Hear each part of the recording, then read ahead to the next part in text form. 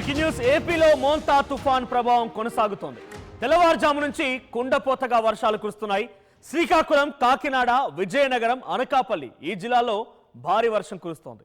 మున్నేరు వాగుకు గంటకి వరద ఉధృతి పెరుగుతోంది. అయితే ఇప్పటికే 24 అడుగులు దాటి ప్రమాదకర రీతిలోనే మున్నేరు వాగు ప్రవహిస్తోంది. కీసర వద్ద కృష్ణానదిలోకి 1,10,000 క్యూసెక్ల వద్ద ఈ వరద కొనసాగుతోంది. 3 లక్షల క్యూసెక్లకు పైగా వరద వస్తుందని అధికారులు చెప్తున్నారు. ఎన్టీఆర్ జిల్లా నందిగామలో ఇప్పుడు హైటెన్షన్ కొనసాగుతోంది. గతంలో మున్నేరు వాగు ఉగ్రరూపాన్ని దృష్టిలో ఉంచుకొని ఒక్కసారిగా హై అలర్ట్ అయ్యారు అక్కడి అధికారులు. ప్రస్తుతం మనం విజువల్స్లో చూస్తున్నట్టుగా మున్నేరు వాగు ఉధృతమైనటువంటి పరిస్థితిని మనం విజువల్లో చూస్తున్నాము.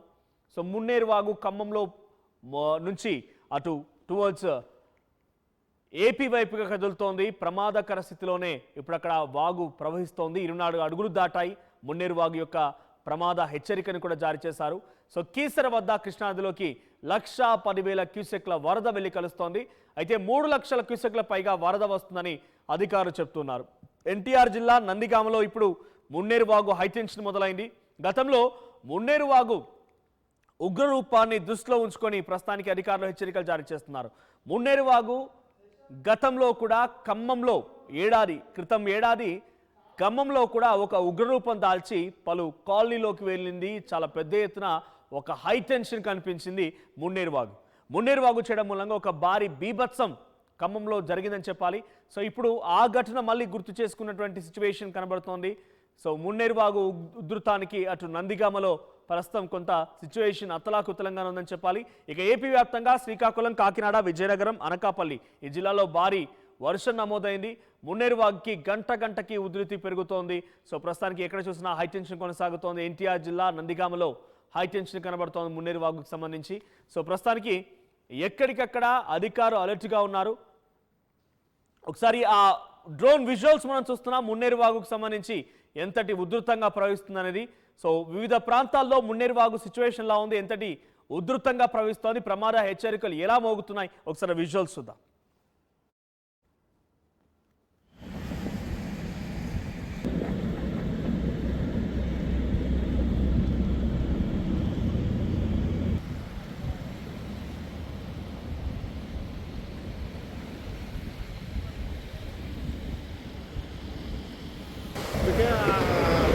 గన్నవరం అప్పారావు కాలనీ అన్నీ ఎక్కినాం ఎక్కలేదా.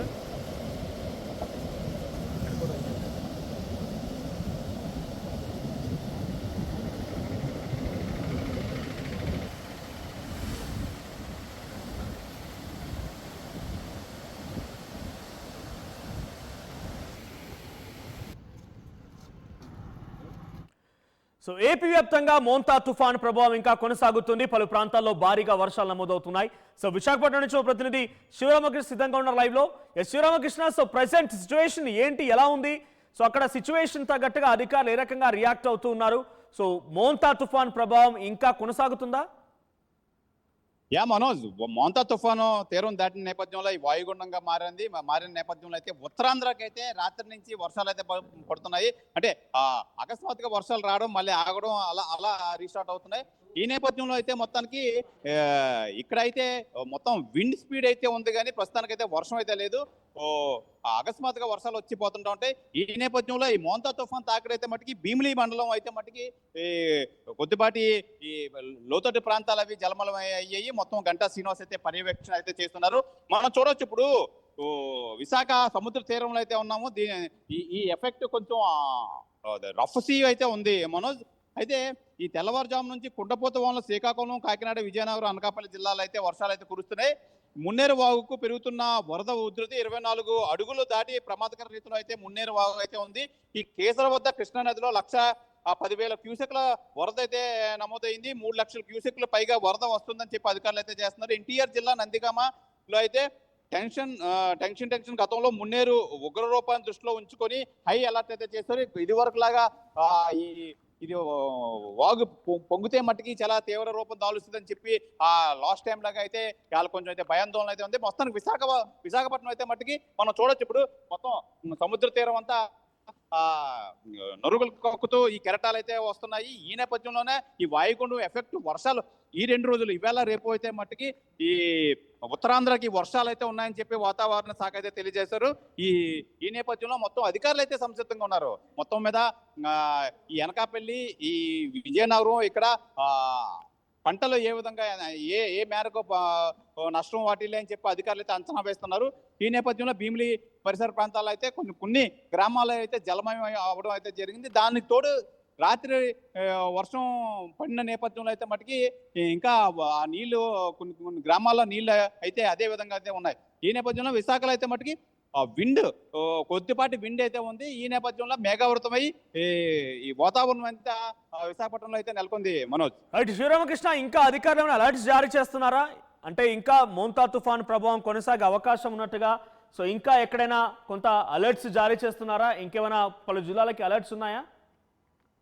మనోజ్, నిన్న మోంతా తుఫాను తీరం దాటిన తర్వాత నుంచి అలర్ట్స్ అయితే ఈ 2 days అయితే కంటిన్యూ అవుతాయి. 2 days తర్వాత మత్స్యకారులకు అయితే ఫ్రీ హ్యాండ్ ఇస్తారు, మత్స్యకారులు వేటకు వెళ్ళొచ్చు అన్నారు. ప్రస్తుతానికైతే ఈ రోజు రేపు అయితే మటుకి మోంతా తుఫాన్ ఎఫెక్ట్స్ అయితే రిస్ట్రిక్షన్స్ అయితే కొనసాగుతున్నాయి. ఈ నేపథ్యంలోనే మొత్తం అంతా మత్స్యకారులు అయితే ఇంకా వేటకు వెళ్ళకూడదని చెప్తున్నారు. అయితే స్కూల్ 10th వరకు అయితే సెలవులు అయితే ప్రకటించారు. ఇంటర్, ఇంజనీరింగ్ అయితే మటుకి వాళ్ళు ఈరోజు కాలేజీలు అయితే ఉన్నాయి. ఈ నేపథ్యంలో మొత్తం మరో 2 రోజులు అయితే మట్టుకి కొంచెం అలర్ట్గా ఉండాలి. తుఫాన్ వెళ్ళిన తర్వాత వాయుగుండం ఎఫెక్ట్ కొన్ని చోట్ల అయితే వర్షాలు పడే అవకాశం ఉంటాయి.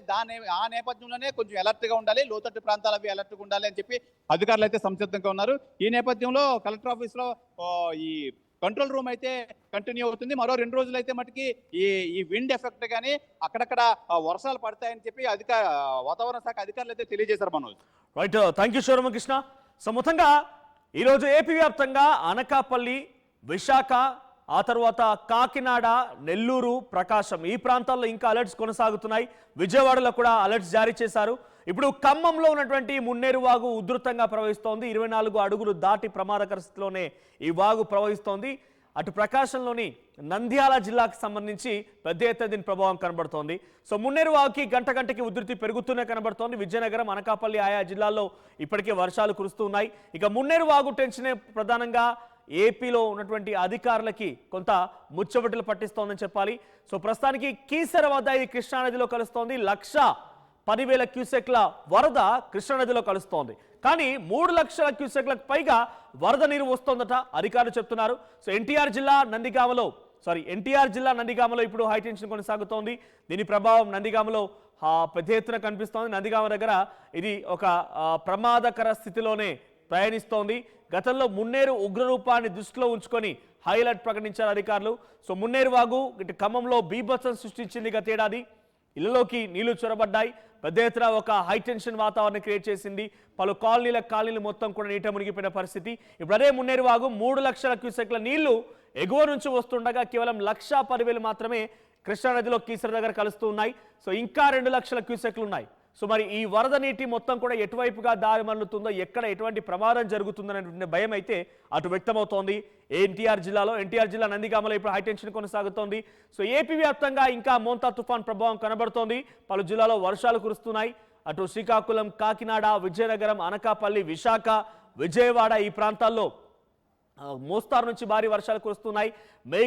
నల్లని మేఘాలు కారుమబ్బులు కమ్ముకొని ఉన్నాయి. ఏ క్షణమైనా భారీ నుంచి అత్యంత భారీ వర్షం కురిసే అవకాశం ఉన్నట్టుగా వాతావరణ శాఖ అధికారులు చెప్తున్నారు. సో మున్నేరు వాగుకు సంబంధించి ఆ కంటిన్యూస్ విజువల్స్ మనం ఆర్టీవీ స్క్రీన్ పై చూస్తున్నాం. సో ఉగ్ర రూపం దాల్చిందని చెప్పాలి మున్నేరు వాగు. సో విజువల్లో చూస్తూ ఉంటే ఆ నురగలు కక్కుతూ వెళ్తోంది. 3 లక్షల క్యూసెక్ల వరద నీటి ఎగువ నుంచి వస్తుండగా కేవలం 1,10,000 మాత్రమే కీసర దగ్గర కృష్ణానదిలో కలుస్తూ ఉన్నాయి. సో ప్రస్తుతానికి మున్నేరు వాగు హైలైట్ అని చెప్పాలి. మున్నేరు వాగు 24 అడుగులు దాటిపోయింది. సో మున్నేరు వాగు ఉధృతంగా ప్రవహిస్తోంది.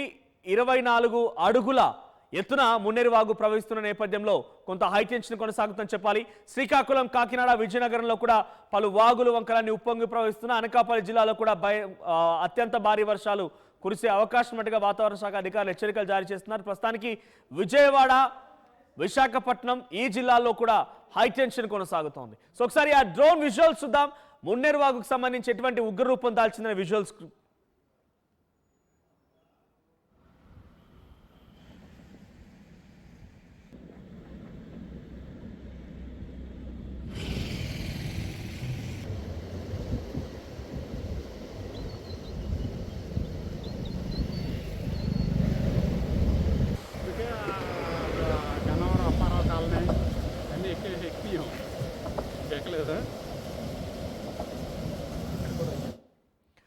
రైట్, మోంతా తుఫాన్ ప్రభావం ఇంకా కొనసాగుతోంది. ఎక్కడికక్కడ ఏపీలోని పలు జిల్లాలోకి ఇప్పటికే అలర్ట్స్ జారీ చేశారు. వర్షాలు కూడా జోరుగా కురిసే అవకాశం ఉన్నట్టుగా హెచ్చరికలు జారీ చేస్తున్నారు.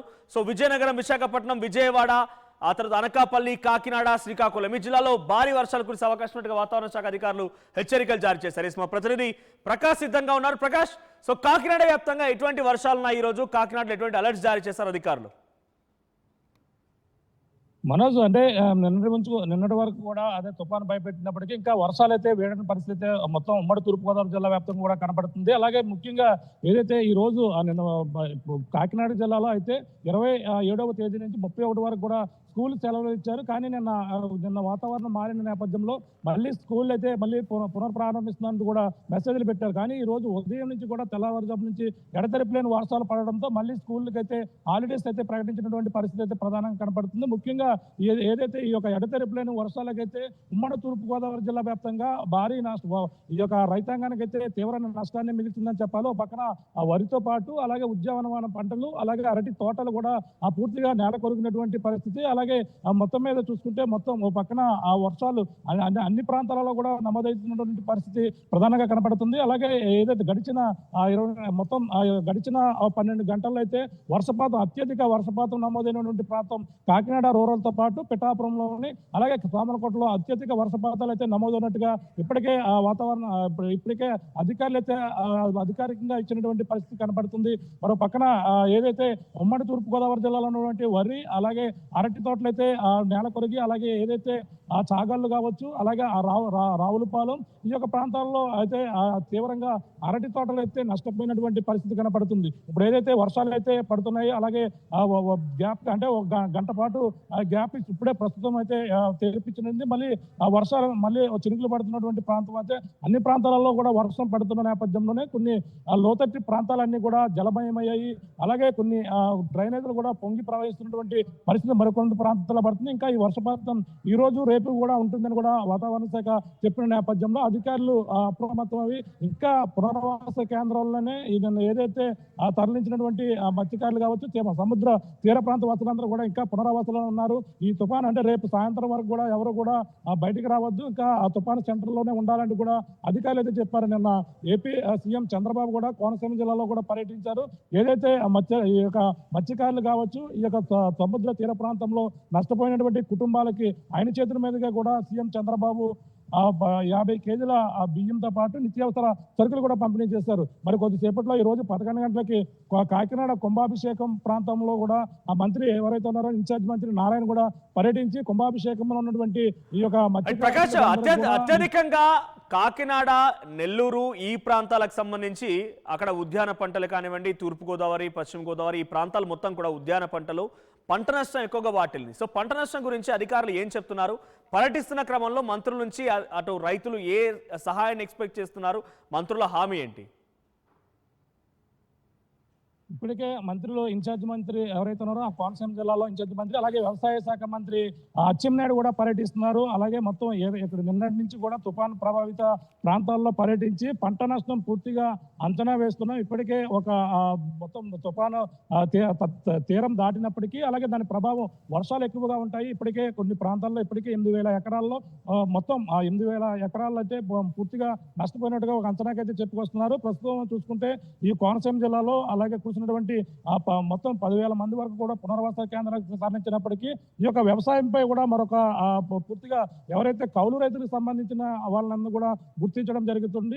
ప్రధానంగా చూసుకుంటే ఈ యొక్క వ్యవసాయం సంబంధించిన రైతులందరూ కూడా ఎక్కువ కౌలు రైతులే ఉన్నారు. వాళ్ళనైతే పూర్తిగా ఆదుకోవాల్సిన బాధ్యత అయితే ఉందని చెప్పాలి. ఇప్పటికే ఎకరానికి 30,000 వరకు కూడా పెట్టుబడులు పెట్టాం. వాటినైతే ఇప్పుడైతే అకాలంగా వచ్చినటువంటి ఈ యొక్క ముంతా తుఫాన్ అయితే వచ్చి ఈ యొక్క మరో 15 రోజుల్లో పంటను చేతికి అందుతున్న నేపథ్యంలోనే ఈ యొక్క తుఫాను వచ్చి అలాగే వర్షాలు ఎడతెరిపోయిన వర్షాలతో పూర్తిగా నష్టం వాటిల్లిందని పూర్తిగా కౌలు రైతులు అయితే ఆవేదన వ్యక్తం చేస్తున్నారు. మొత్తం కౌలు రైతులను గుర్తించి నేరుగా ఈ యొక్క భూమి